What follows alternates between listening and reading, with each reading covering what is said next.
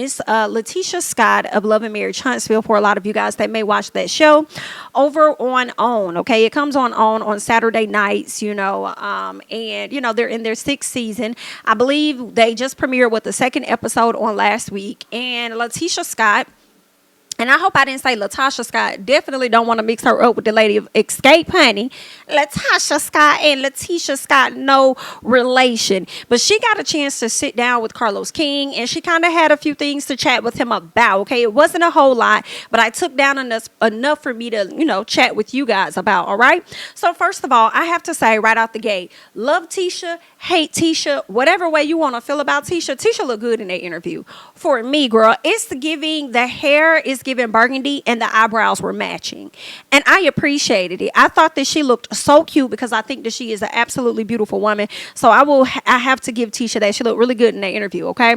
So Tisha talks about why she removed herself from Twitter, all right? And she says it was because of the mother comments. All right, yeah, because the fans get a bit crazy. And you know what's insane to me? The Love and Marriage Huntsville fan base is so different from the Bravo fan base. And I understand they're 2 different shows, 2 different networks or whatever, but it's kind of hard to not compare when, Carlos King came from the background of, Bravo and stuff, and how he's kind of still heavily entwined, although he's not necessarily entwined over there, but he has a lot of connections and all that other stuff, right? When it comes to them. So I often do a bit of, comparison. And when I look at these fan bases, girl, y'all just don't be deep diving into the business of the Bravo ladies as y'all do the folks over there on the Huntsville. You feel what I'm saying? Like, girl, y'all really be deep diving into people business like that, pulling up their records and everything. See, this is the reason why Miss Wanda out there for to sue one of y'all right now. Okay? Miss Wanda done went all the way down to the courthouse, got her attorney. What she said, she paid him about $3,000. She ain't had a full $3,000, so she had to come up on the $3,000 or whatever to get a man the other half of it. And she hopes he takes his case, or at least he has. And she's planning on suing one of them YouTubers. I have an idea on who I think it is, but y'all be going a bit too far, girl. deep diving in the folk business like that. You feel what I'm saying? But because, the people deep dive the way that they do, and it's not really just a deep dive for Tisha. It's just more so the way people come at her on social media. Okay. A lot of people can't handle all of that type of negative energy coming from them from so many different directions.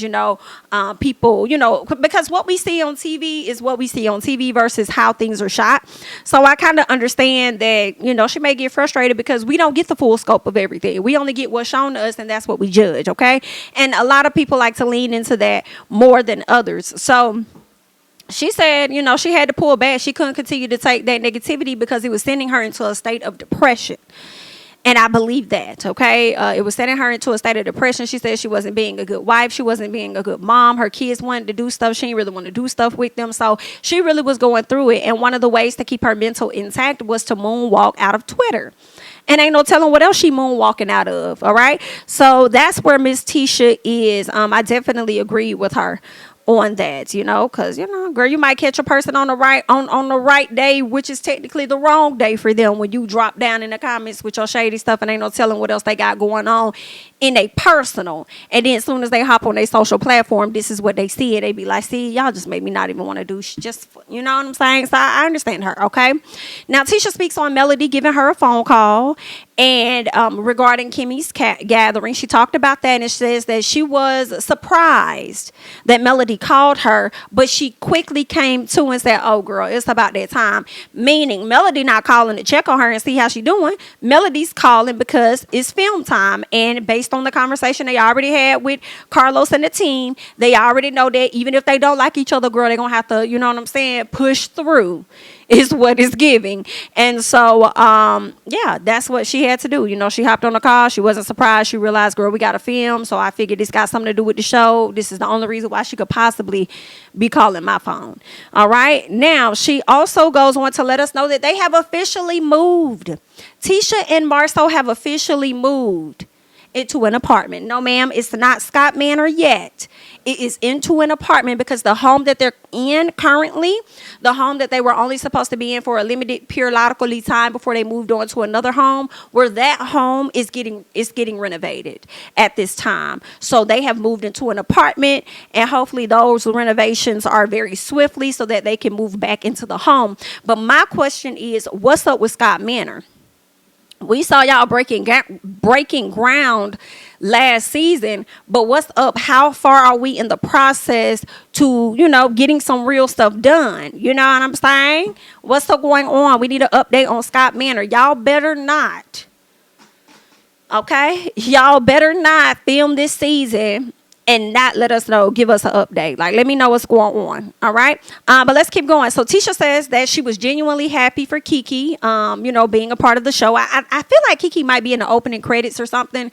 Carlos asked her about that. She was happy for Kiki. She said it was something Kiki always wanted. Kiki was the one that wanted to be on television, and Tisha was the one that didn't really care for that at all. But Tisha got the opportunity before Kiki, or whatever the case is. So now that Kiki has the opportunity to be on the show, she's happy for her. And it's like, congratulations. It's just that she didn't expect her to come on the show and try and speak on her marriage. That was the problem, okay? So Miss Tisha says she's tired of sparing you hoes.